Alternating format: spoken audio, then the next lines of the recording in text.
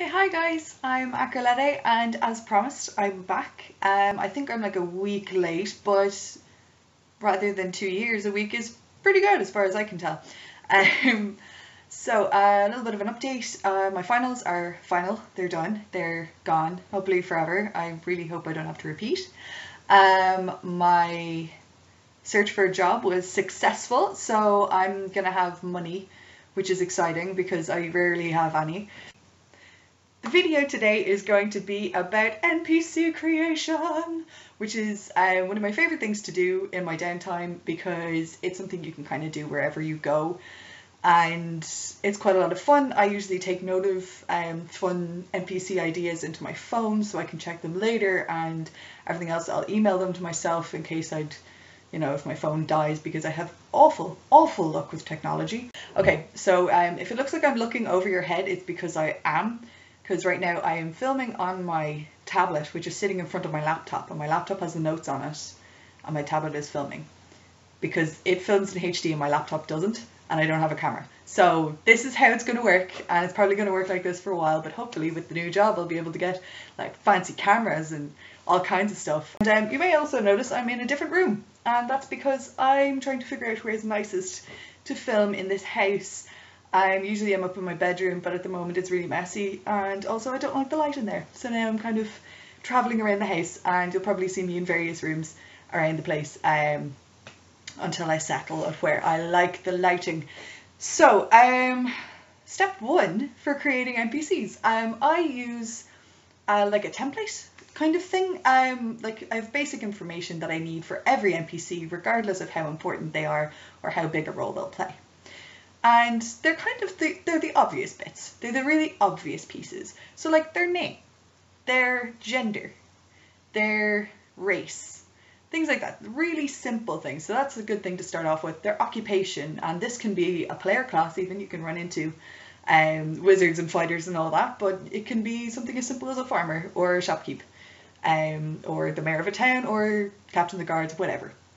From there you'll want kind of core personality traits, and what I find easiest with that is you'll find that certain occupations are usually taken by people with the same similar personality traits. Obviously there's variation, but for example you'll never find a farmer who doesn't appreciate hard work. He wouldn't stay a farmer, he'd sell the farm and use the money to do something else.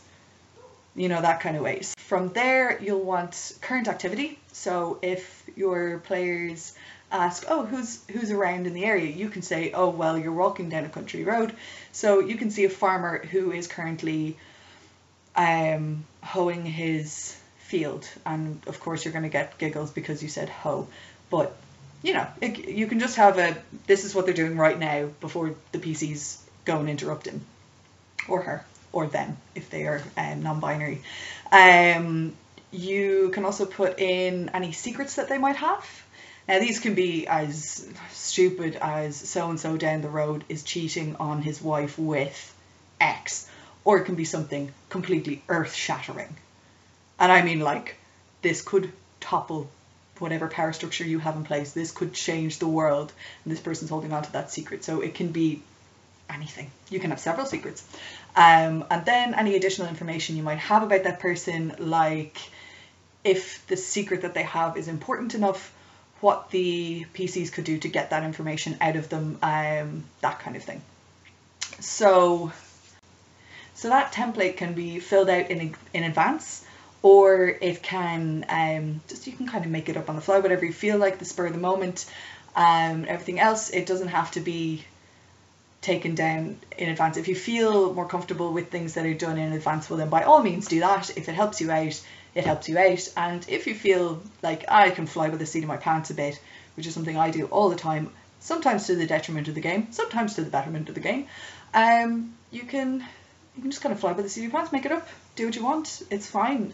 Usually an NPC is only bothered for where's the nearest inn, where could I buy this. It's generally very simple. Or alternatively, do you have any work that needs doing? That kind of thing. Very easy to kind of sort out, and not really something that you need to plan way too far in advance. So it's not that big a deal. For example, no, I'm not going to give an example just yet. I'll save the examples.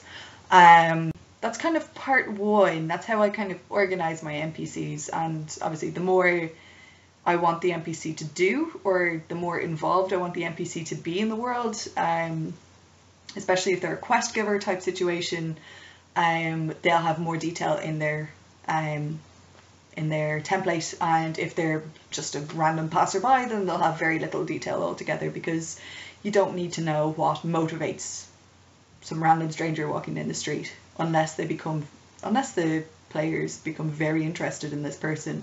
If you give them a funny voice or something, then they might want that person to stick around. Then you can just make something up. Like, that's the GM's job, is to make things up, and don't be afraid to do that, because it can be a lot of fun.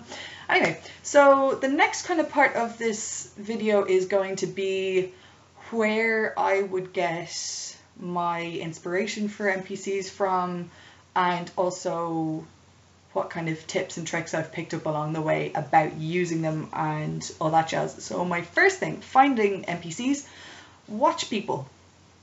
Everywhere you go, there are people. Especially if you live in towns or cities or even small villages, there's always people around, unless you live in the middle of nowhere, in which case I'm very impressed that you have the internet and can watch this. But there's always people, and people are always doing things. And so you can watch them and basically just pick them up, drop them into your world under a different name, maybe a different gender, a different race, and suddenly you have this really interesting and odd person that no one really will know, no one will recognize. Like, you can steal famous people if you want. I mean, I've put Lemmy from Motorhead into my game, but that was Lemmy as a toddler, and he was hanging out with a load of doxies. I think I mentioned this in another video. Anyway, so you can take famous people if you want, but take, you know, random strangers in the street. If somebody does something funny, or if somebody is really bizarre, if you see really weird people, because I don't know about any other city, but I know for sure in Dublin City you will find weirdos, and they're really fun to put into games because nobody really knows what they're going to do, and it's quite interesting, and it makes everybody very happy to see these really odd people show up out of nowhere. So when you're seeing someone, if you see somebody and they just kind of, I don't know, they just catch your attention for whatever reason, maybe they're wearing something bright red and it just kind of stuck out, or they're walking in a very interesting way, or they're shouting to themselves or people who weren't there, I don't know, but have a look at them and say, okay, what race would they be if I had to choose? And this could be something as simple down to body type. You know, if they're long and lean, they could be an elf. If they're really short and quite stout, they could be halflings or dwarves. And that you could probably gain from their facial expression. If they seem quite grumpy or very serious, you can make them a dwarf. And if they seem quite chirpy and approachable and cuddly, you can make them a halfling. And you can kind of just go from there. And then what job would they have? What would their occupation be? Are they a thief? Are they a bodyguard? Are they what? And you can kind of make it up from there. And then what sort of personality do they have? And you can get that from looking at facial expressions, the way they carry themselves, and again you can extrapolate from their job a little bit as well, because as I mentioned earlier, certain occupations generally denote certain personality types, though as always the world is a mixed bag and not everybody matches what everyone else does, and that is something to be celebrated. By all means, dole in extremes, because NPCs are short, sharp doses. They're not, it's strange, they're sort of like amplified versions of real people. They're caricatures. So you can kind of make them as extreme as you possibly wish. And that can make things very, very interesting. And then their goals, if you're making them into an NPC that would be like a quest giver, or someone that would have a longer conversation with your player characters, as opposed to someone who just goes, the nearest inn is the Green Dragon and it is down Narrow Street, and then your players go thanks and walk away and never see this person again. But for the slightly more recurring NPCs, you can give them goals or wants or wishes. Think of them like Sims. What are their wishes? And, you know, pick 2 or 3 things that they might want. So for example, if you had a really grumpy human bodyguard, to run with the bodyguard theme that seems to be growing right now. I don't know why I'm thinking of bodyguards all the time. But anyway, So what would they want? Off the top of my head, would they want, for example, the PCs to leave them alone? That they've had enough, that they're just go, just get out of my face. Do they want a holiday? Do they want the thievery that's going on in the area to stop so they can stop stressing out about it? Do they want a different job? Do they want better pay? You know, there can be very human, or like, you know what I mean, not necessarily human, but human reasons for them to want things, very simple things, or, you know, I would be a lot warmer and a lot happier with a belly full of mead. Go and bring him a bottle of mead. That could make him very happy, and that could make him much more willing to work with you.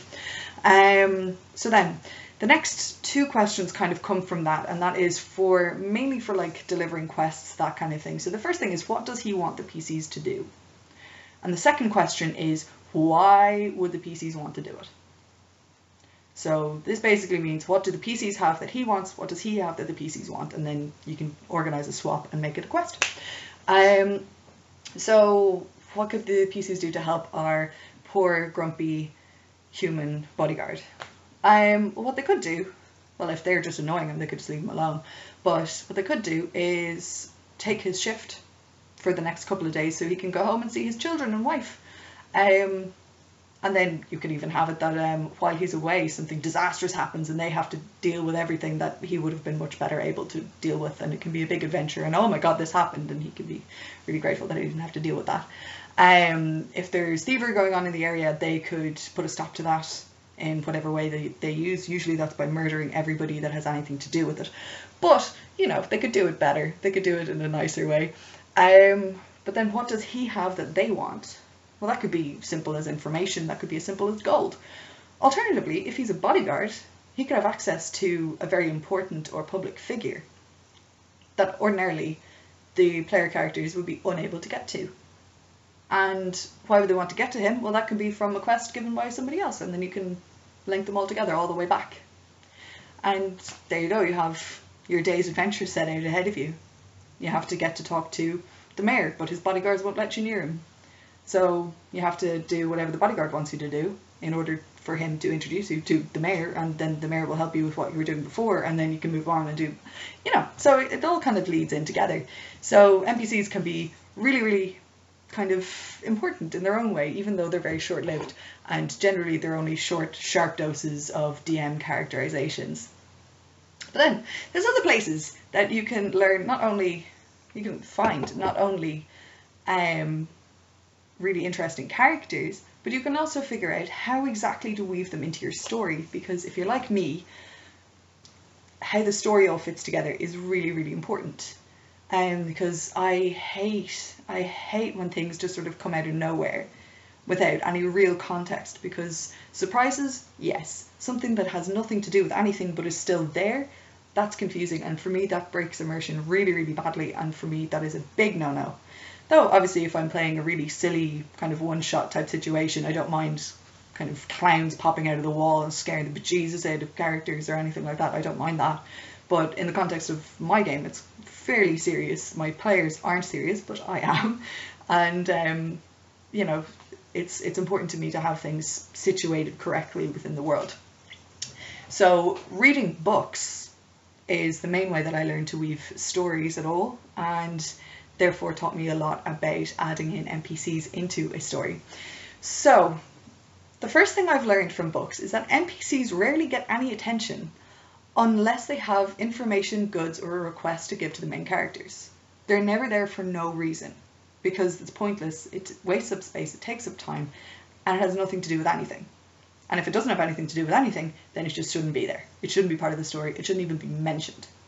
And if your players ask, well then of course supply the detail. But if they're not asking, there's no point in telling. By that same token, if they have nothing to say, if they have nothing to help the players with, if they have nothing to request the players for, they don't talk. Because nobody goes up to random strangers in the street and strikes up conversation unless they're completely weird. And that's just the social norms. That's what society tells us. We're not allowed to go up to random strangers and just strike up conversation in the streets. We can, of course, in bars and clubs, because that's what you're supposed to do.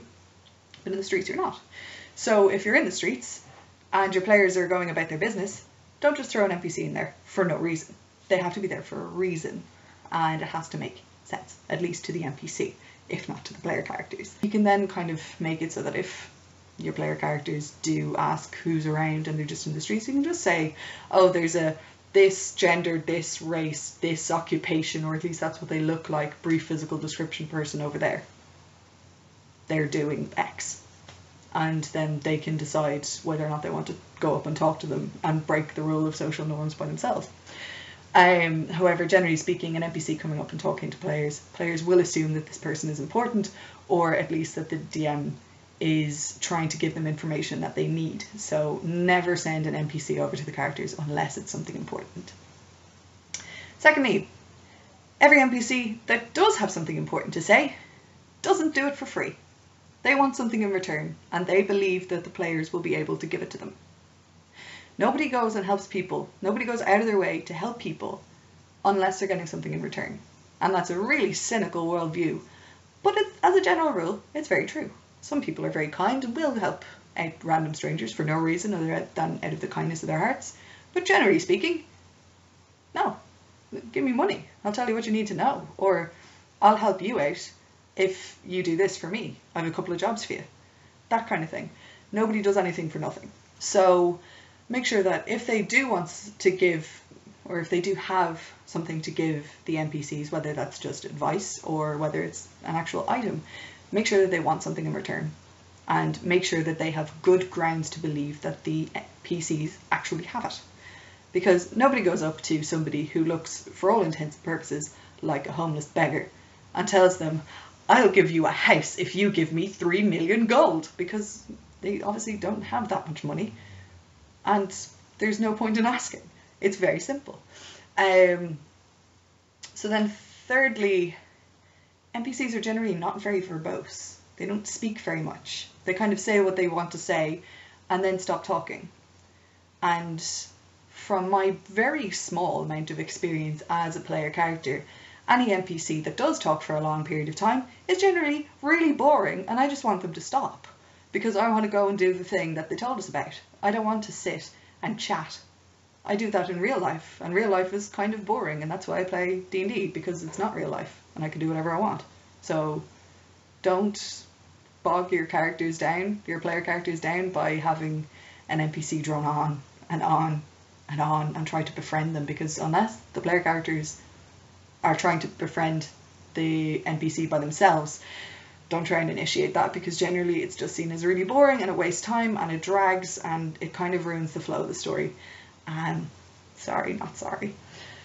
Then my second tip is watch movies and TV shows, because again you get that lovely visual and you get to watch behaviours instead of just reading about them, because unless something's really interesting it's not written down.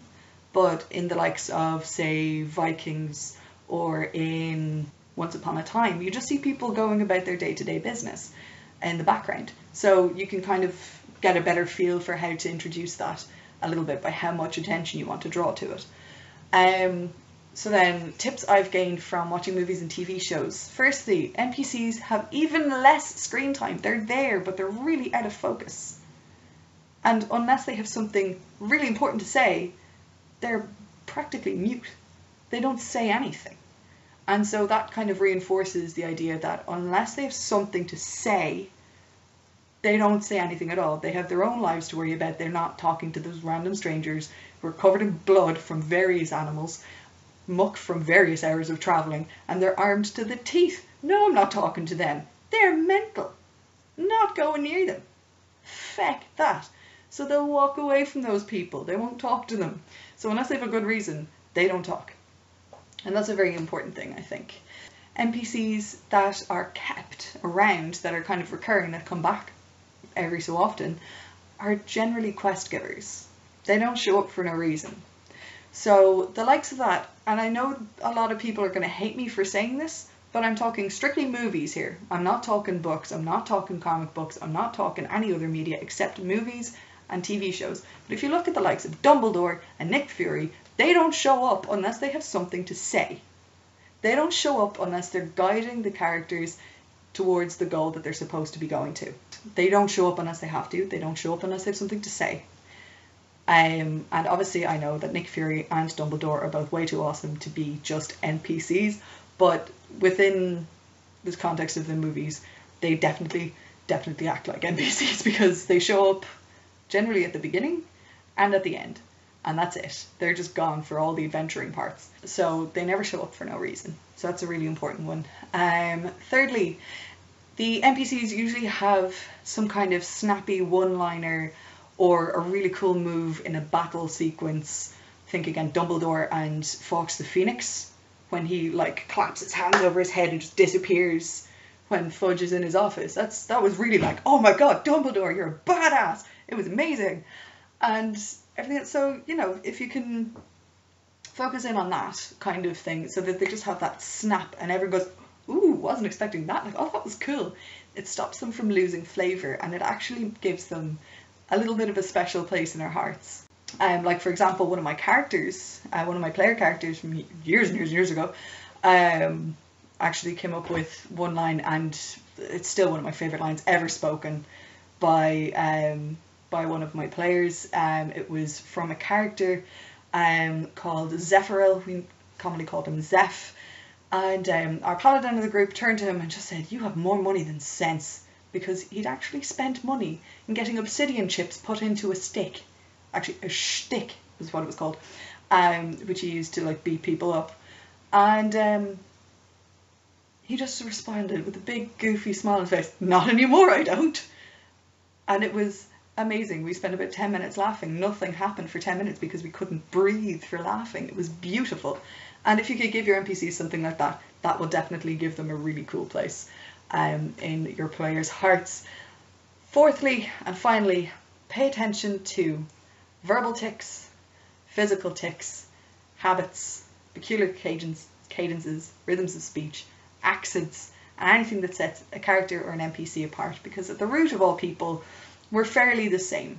You know, if something makes us angry, we display anger. If something makes us happy, we display happiness. So if you can give a peculiar spin on that, if you can give just an interesting way of speaking to the character, that will help them kind of come alive and help your world become more vibrant, because it's not a bunch of people that just sound like Acreletae talking over and over again and saying similar things. Instead, you get a dwarf who's drunk and, you know, every so often winks at people, or an elf that sniffs really loudly when he doesn't approve of things, just, well, I wouldn't do that. And you get that wonderful change, and you get a different character to be and to become. And actually, I was asked this a couple of times by a couple of different people, just not just here, but also on Reddit. And you can find me on Reddit, Acreletae. I don't really say anything very much. But I was asked a few times, because a lot of people, particularly Americans, apparently use bad Irish accents for dwarves, and they were wondering what I do for dwarves. And the answer to that is bad Scottish accents. And we have various things like that. And one of my favourite NPCs who turned out to follow the party for ages and ages is Hamish. And Hamish has his best friend Odar, and they follow everybody. And Hamish, whenever people ask him to do stuff, and he feels he's not quite physically capable, he goes, "I'm only 4'2". And that became this meme for us. It's like, only 4'2". Or any other dwarf that would come along, like, "What height are you?" "Oh, I'm 5'1". Why? What were you going to think I was saying? Kind of thing. And it just makes it quite funny and makes it quite enjoyable, and everyone gets to laugh and remember all the fun times. So I'm very glad that you guys have come back to watch again. I'm hopefully going to be putting up a video next week, because my next day off is Sunday. So I should be filming that, and if it's not put up on Sunday, then it's because I'm editing, because I misspoke a bunch of times, and it'll be up sometime early next week. And in the meantime, why don't you let me know down below who your favourite NPCs were and why. And next week I'll be talking about something else. If you have any questions that you'd like me to answer, by all means stick them down and I will let y'all know. Or at the very least I will do my best to answer them. So in the meantime, I've been Acreletae, you've been awesome, and I'll see y'all next time.